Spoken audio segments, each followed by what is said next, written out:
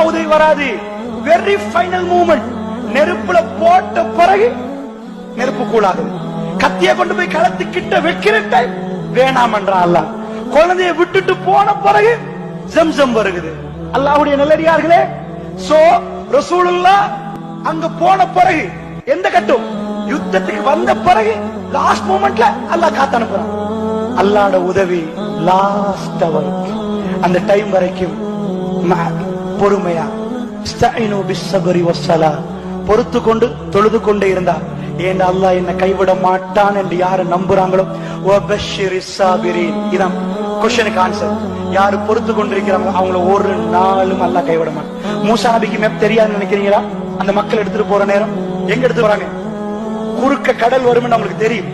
அல்லாஹ் போ சொன்ன ரூட் போங்க. அவங்க திரும்பி கேட்கலையா, அல்லாஹ் அந்த ரூட்ல போனா கடல் வருமே, போங்க மூசா போங்க.